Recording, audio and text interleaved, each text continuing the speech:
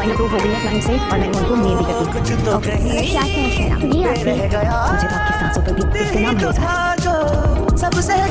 Hello friends, मेरा नाम है एसएम सिसोदिया। आप देख रहे हैं मेरा चैनल। अस्सलाम वालेकुम दोस्तों, और आज हम बात करेंगे ड्रामा सीरियल हसरत की 11वीं और 12वीं किस्त के बारे में।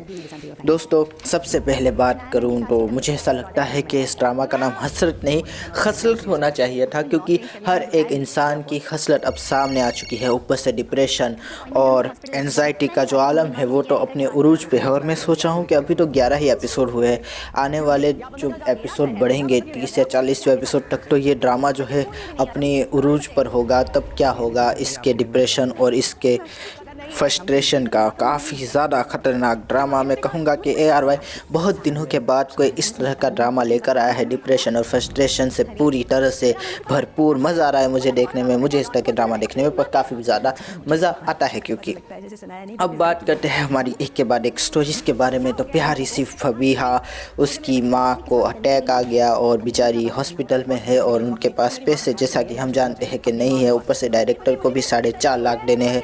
तो हमारा प्यारा सा हमज़ा पैसों का इंतज़ाम करता हुआ कभी अपनी बाइक गिरवे रख रहा है, कभी जो है किसी और से पैसे मांग रहा है, कह रहा है कि 25,000 दे दो, मेरी फियांसी की माँ बेचारी हॉस्पिटलाइज है, ये है वो है। और कभी कभार अपनी छोटी बहन के ऊपर चिल्ला भी देता है, लेकिन बाद में बेचारा नाइस पर्सन है ना, तो अपनी बहन से माफ़ी भी मांग लेता है। और बहन भी काफ़ी नाइस है और माँ भी काफ़ी नाइस है, बिल्कुल भी शनाया की सास की तरह नहीं है। वो बातों को समझती है और कहती है कि बेटा कोई बात नहीं, हो जाता है, ऐसे हो जाता है। और बेटा भी कहता हुआ कि मैं उसके लिए जान भी दे सकता हूँ मम्मा। और सही बात है, जान दे सकता है हमारा हमज़ा हमारी फबीहा के लिए। काफ़ी ज़्यादा नाइस पर्सन जो है। अब बात कर लेते हैं हमारे फबीहा की। फबीहा के बारे में जैसा कि हम सभी जानते हो कि उसको नौकरी नहीं करनी, उसको घर पर रहना है, उसको घर संभालना है, उसको मोहब्बत चाहिए, उसको एहसास चाहिए, उसको रिश्तों का खुलूस चाहिए। लेकिन वो क्या करे, उस बेचारी की मजबूरियाँ है, उस बेचारी की अपनी जो है तकलीफ़ें है, जिसकी वजह से उसको नौकरी आखिरकार करनी पड़ी। वो पहुंच गई शनाया मैम के घर और शनाया मैम के साथ बातचीत भी हो गई, अच्छा सा पैकेज भी तय हो गया। और शनाया मैम भी खुश हो गई कि अब अपनी बूढ़ी सास की जो जिम्मेदारी है वो अच्छे से और निभा पाएगी, क्योंकि अब उसकी केयर टेकर आ जाएगी। और हमारी प्यारी सी फबीहा भी खुश है कि काश अब थोड़ा और पैसा मिल जाएगा तो हम उस डायरेक्टर के मुंह पर ये पैसा मारेंगे और अपनी इज्जत को बचा लेंगे उसके हाथों से।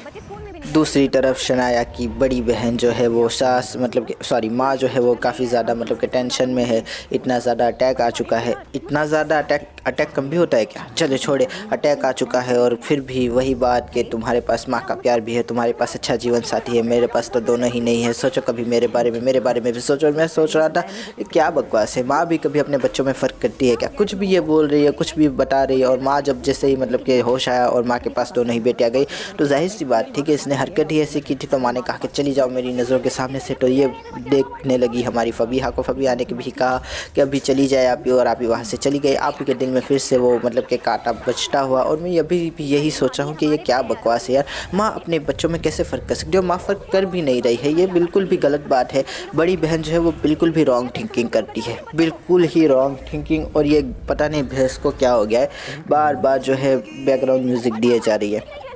आगे बढ़ते हैं, बात करते हैं कि वही है कि मकसद के मामा को फ़ोन किया, लेकिन पता चला कि वहाँ पर तो हमारा प्यारा सा हीरो पहुंचा ही नहीं। तो हमारी बहन कहने लगी कि ऐसे कैसे हो सकता है, और अब इनके मतलब के पैसे भी जाएंगे और दूल्हा भी जाएगा, पता नहीं इनके साथ अब क्या होने वाला है। और अब बात कर लेते हैं हमारी नेक्स्ट स्टोरी की, शनाया और अरहम सबसे पहले तो टक्कर मार दी हमारी फबीहा को। प्यारी सी फबीहा गिर गई, अरहम ने हाथ दिया और उसने उसको हाथ थाम लिया और उठा भी लिया और काफ़ी ज़्यादा अच्छे से बातचीत भी। काफ़ी नाइस पर्सन जो है अरहम, हम सभी जानते हैं कितना नाइस है। खैर आगे बढ़ते हैं, फिर अरहम ने प्यारी सी शनाया से बात की और वही बातचीत थी कि अब इनहेलर मेरे सामने लगाया करो, खाना मेरे सामने दिया करो, सब कुछ मेरे सामने ही किया करो, क्योंकि बाद में जो है प्रॉब्लम हो जाती है। अम्मी जान जो है अब उनको भूलने की बीमारी हो चुकी है, वो गजनी हो चुकी है, तो इसलिए जो काम करना है वो मेरे सामने किया करो। और प्यारी सी मम्मी जान को इस बात पर दिल पर ले लिया, कहा कि तुम मुझ पर भरोसा नहीं करते, मैं तुम पे बोझ बन गई हूँ, जिम्मेदारी उठाना अब तुम्हें बोझ लगने लगा है। लेकिन प्यारा सा अरहम कहता हुआ कि ये कैसी बकवास कर रही है अम्मी, आप आप ऐसा कैसे कर सकते हैं, मुझ पर तो भरोसा करें, मैं तो आपका अपना बेटा हूँ, आपका खून हूँ, लेकिन क्या पता अब क्या मतलब कि दुनिया ऐसी है कि अब क्या कर सकते हैं। अम्मी जान भी मतलब कि अपने बेटे से भी बदगुमान होती हुई दिखती हुई नज़र आ रही है। तीसरी तरफ प्यारी सी सनाया घर की जिम्मेदारियाँ और ऑफिस की जिम्मेदारियाँ दोनों उठाती हुई अपने घर वालों को लोन के लिए मनाती हुई कुछ भी करना चाहती है किसी भी तरह से, और हम की ज़िंदगी को ट्रैक पे लाना चाहती है। उसकी माँ को बताना चाहती है कि मैं आपकी बेटी से बहुत मोहब्बत करती हूँ, आपसे भी बड़ी मोहब्बत करती हूँ, लेकिन अम्मी जान वही बात है कि जब तक तुम काम करोगी मेरे दिल पे नहीं चढ़ोगी, और जब तक तुम मेरे दिल पे नहीं चढ़ोगी मैं तुम्हें इसी तरह से मजबूर करती रहूँगी, इसी तरह से तुम्हें सताती रहूँगी, इसी तरह से तुम्हें ठरकाती रहूँगी। और बार बार जो है बेल बजाते हुए बेचारी शनाया घर के काम कर रही है, लेकिन बेल बजाती है, कहती है बाहर ले जाओ। शनाया बाहर ले गई, लेकिन फिर बेल बजाई, कहा कि मुझे जूस चाहिए, उसने जूस बनाया। फिर बेल बजाई, कहा मेरा मोबाइल गिर गया, उसने मोबाइल उठा के दिया। फिर बेल बजाई, कहा कि जूस गिर गया, उसने बेचारी ने टिश्यू दिया। फिर बेल बजाई और कहा कि मुझे अंदर ले जाओ, फिर उसे अंदर ले गई। लेकिन फिर बेल बजाई और कहती है कि अब मुझे एक्सरसाइज करवाओ। बेचारी शनाया क्या करे, बेचारी को फ्रस्ट्रेशन होता हुआ, बेचारी को गुस्सा आता हुआ, उसकी नाक पे गुस्सा दिख रहा, उसकी आँख पे गुस्सा दिख रहा, उसके चेहरे पे फ्रस्ट्रेशन आता हुआ कि मुझे इस्त्री नहीं करने देती, मुझे खाना नहीं बनाने देती, मुझे काम नहीं करने देती, मैं करूँ तो करूँ क्या। लेकिन फिर जो है अपने खुदा को याद करते हुए और हम की मोहब्बत को याद करते हुए दो गहरी सी सांस ली और कहा कि कोई बात नहीं, माँ की कदमों के नीचे तो जन्नत होती है, और माँ अगर बुलाए तो जाना चाहिए। और माँ के लिए कसरत भी करवाई और माँ को जूस भी बना के दिया। काफ़ी प्यारी और काफ़ी अच्छी बीवी है, मैं कहूँगा इतनी अच्छी बीवी है, लेकिन फिर भी कदर नहीं है। वो कहते हैं ना कि कदर नहीं होती, तो हर अच्छी चीज़ में आपको जो है खामियां दिखी जाती है, जिसमें ना हो उसमें भी खामियां दिखी जाती है। और माँ के साथ भी यही सीन है कि अपनी बहू इतनी अच्छी, इतनी प्यारी है, इतना कमाती है, इतना जो है एहसास करती है, इतना जो है काम करती है, लेकिन फिर भी मैं तुझे नहीं छोड़ूंगी, यही बात उसके दिल में घर कर गई है। अब बात कर लेते हैं अगली किस्त की। तो अगली किस्त की अगर मैं बात करूं तो वही बात होगी बड़ी बहन अपनी मतलब के किस्मत को रोती हुई अपनी माँ को फिर से दुहाइयाँ देती हुई, माँ कहती हुई कि ऐसे करोगी तो अपने पास किसी को नहीं पाओगी बुरे वक्त में, इतना भी ना खुद को कोसा करो, इतना भी अपनी किस्मत को ना दोष दिया करो, थोड़ी तो सुधर जाओ, थोड़ी तो अकल आ जाए तुम्हें। दूसरी तरफ हमारी प्यारी सी फबीहा को अम्मी जान कहती हुई कि निकल जाओ, मेरी ख्याल जो है वो मासिया रखेगी, मुझे खाना जो है वो मासी देगी।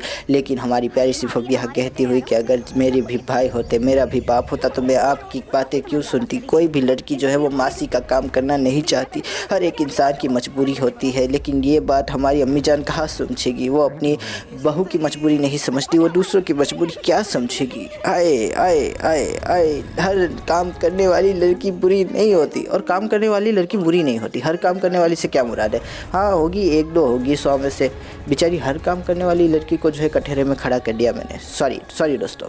दूसरी तरफ हम बात करते हैं हमारे अरहम की, तो अरहम बेचारा टेंशन लेता हुआ किसी तरह से घर का खर्चा दे दे, किसी तरह से लोन का खर्चा दे दे, किसी तरह से जो है हमारी प्यारी सी शनाया का हाथ बता दे, किसी तरह से जो है सब कुछ ठीक हो जाए, काफ़ी ज़्यादा टेंशन लेता हुआ। दूसरी तरफ भाभी जान भी अपना भाभीपना दिखाती हुई बच्चे भेजे हमारी प्यारी सी शनाया ने, लेकिन भाभी जान ने वापस कर दिया। माँ ने कहा कि मुझे बताया नहीं और बच्चे वापस कर दिए। शनाया को ये बात पता चली, शनाया का दिल टूट गया। अब बच्चे कहाँ जाएंगे, ऑफ कोर्स बच्चे जाएंगे हमारी प्यारी सी फबीहा के पास, और फबीहा के पास जाकर खेलेंगे कूदेंगे और मौज करेंगे, मज़ा आएगा। दोस्तों एक एंगल से मतलब कि पहले जब इसके ड्रामा के ट्रेलर्स निकले थे तो मुझे फबिया बड़ी बुरी लग रही थी, मुझे लगा था कि एक विलन कैरेक्टर होगा, कुछ का ज़्यादा मतलब कि किसी का शोहर हथिया लेने वाला कोई कैरेक्टर होगा, और बाद में जो है जब शादी हो जाएगी तो तू कौन मैं कौन वाला सीन करेगी। लेकिन अब मुझे ऐसा लगता है कि फबिहा तो बेचारी बहुत अच्छी है। 11 एपिसोड हो गए हैं, पहले मुझे ऐसे हम मतलब कि 1-2 एपिसोड में हो सकता है कि अच्छापना दिखाए, लेकिन बाद में जो है असलियत खुल के सामने आ जाए। लेकिन 11 एपिसोड हो गए हैं, बेचारी इतने अच्छे से काम कर रही है, काफ़ी अच्छी है, इन शॉर्ट में यही कहूँगा। तो फिर अब ये ऐसा क्यों करेगी, मजबूरी है, मजबूरी के अंदर शायद उसे ये सब करना पड़ जाए, उसको जो है हमजा को छोड़ना पड़ जाए, क्योंकि 4.5 लाख भी तो देने हैं हमारे डायरेक्टर के। लेकिन फिर भी मैं अक्सर ये सोचता हूँ कि यार फिर ये क्यों जो है हमारी शनाया की ज़िंदगी बिगाड़ेगी, क्यों उसकी ज़िंदगी में दखल करेगी, आखिर ऐसा क्या होगा जिसकी वजह से हमारी फबिहा इतनी चेंज हो जाएगी।